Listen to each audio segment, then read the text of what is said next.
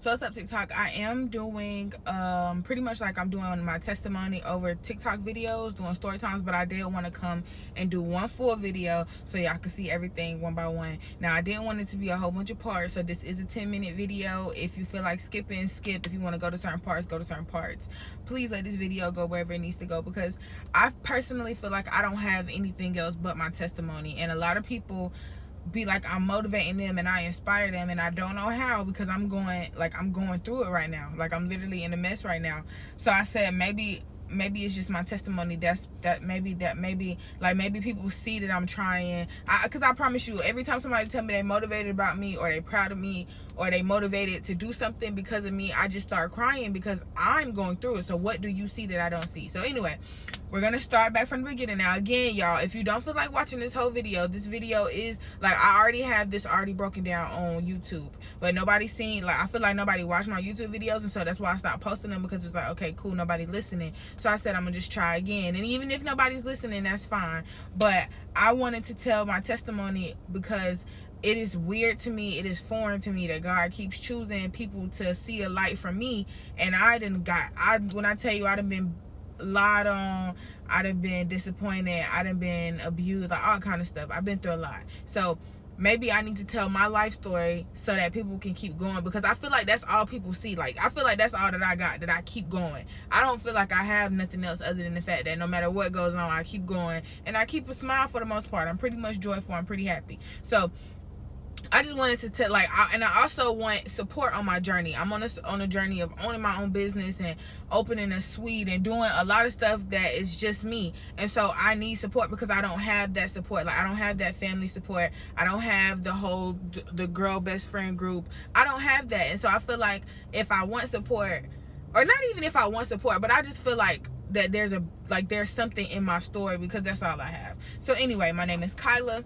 I live in Georgia. I don't want to go too personal, because if you go watch the YouTube video, you can see everything. I live in Georgia. I'm the baby girl. I have 5 brothers. One of my brothers passed in a motorcycle accident. I still have 4 brothers here. Growing up, I was raised with just my mom. My dad went to prison for 10 years, like 9.5, something, 10 years. So I was raised with my mom. When I was a little girl, I wanted attention really, really bad. Me and my mom did not have the best relationship. My mom had only raised boys, and I'm gonna start this video ahead of time. I am not trying to bash my mom, my dad, anybody at all. I am just being honest. And so if my honesty comes off as bashing anybody or making anybody not look like what the world thinks they are, if you think I'm lying about anything, ask God. And that's literally how I'm leaving everything now, because I've always felt like I had to fight and keep explaining myself, or keep explaining, not even explain, but like, I've had to be understood so bad. And at this point, I don't care if you understand me. If you think I'm lying, ask God. So me and my mama didn't have the best relationship. I personally felt like my mom wanted to be left alone when she had me. And it's just crazy to me when I go back to like, when I go back home for weekends and stuff like that, people will confirm to me stuff that I felt. Like, I always felt like my mama never really wanted to be with my dad. My mom just knew my dad had money because of his occupation at the time. And people will confirm to me like, oh yeah, your mama really didn't care too much about what your daddy had going on. As long as he paid the bills, she was cool. So it was never, when my mom and dad met, my dad was married to another woman, my mom was married to another man. So I was supposed to be an accident. Like, I wasn't supposed to be here. Like, whoa, girl, whoa, what the hell? Definitely was not what they was planning. I was a sneaky link. I'm a sneaky link, baby, for sure. So I never felt like my mom wanted to be with my dad. So I felt like my mama had me as like okay, cool, I'm kept now because I got the baby from him. Like, he gonna take care of me because I got his kid. Then my dad got locked up. It was like my mom was back by herself and back to figure it out by herself. So I don't know if she was mad. I don't feel like she was mad at me. I feel like she was mad at her situation. And so I felt like my mom wanted to be by herself a lot. And so as a little girl, it was a lot of different stuff that went on that it left me feeling like I either wasn't supposed to be here, or I need to beg them to want me to be here. So as I don't know how I've come to the point that I could be honest about this, but as a little girl, I wanted to take myself out of here. So I took a whole bunch of medicine when I was a little girl. It was when I was a baby, I had underdeveloped lungs or whatever, had small lungs. So they gave me It was a little pink chewy. They gave it to us as a test group. We were the tester groups. I don't remember what it was called, but it was a little pink chewy for your asthma. I tried to overdose on that, and everybody thought it was funny. They was like, look at her taking all these pills, but I was really trying to get out of here as a little girl. So I don't take medicine now. If I take anything, it's the allergy pill because I have allergies, or it's some cold or flu. I'm looking around because I got something in the car. But yeah, so I don't take medicine. I did that as a little girl, and I felt like now that I'm older, I felt like that was for attention, but I did that as a little girl. And then I used to write letters like telling my mama how I felt and saying like, I feel like you don't care if I'm here or not. Like alert kind of thing. But my mama took it as I needed help, and this little girl crazy, so she took me to some lady. I'm not even gonna say to some lady, but she took me to this lady because I know who she is.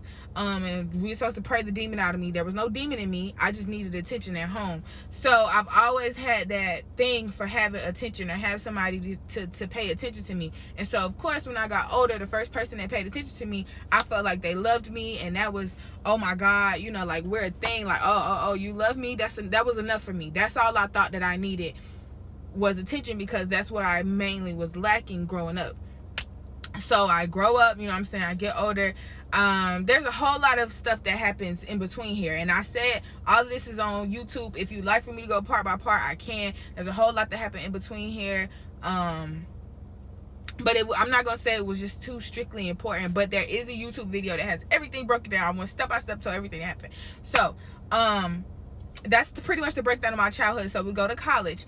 I go to the Fort Valley State University. I am the class of 2019. I was Miss Wildcat Common 6, Miss Residential Hall. I was in SGA. I wanted to run for Miss Fort Valley State, but I understood that there was a certain image that you have to keep up with Miss Fort Valley State, and there's a certain financial status that you have to keep up with at Fort Valley State. And because I did not have that financial status, nor was I trying to look a certain way and everybody look like me, and walk a certain way and everybody walk behind me, and walk around the football field in heels, I wasn't feeling that. So I just wanted to keep the school proud. Like I wanted the whole school to know me. I was okay with that.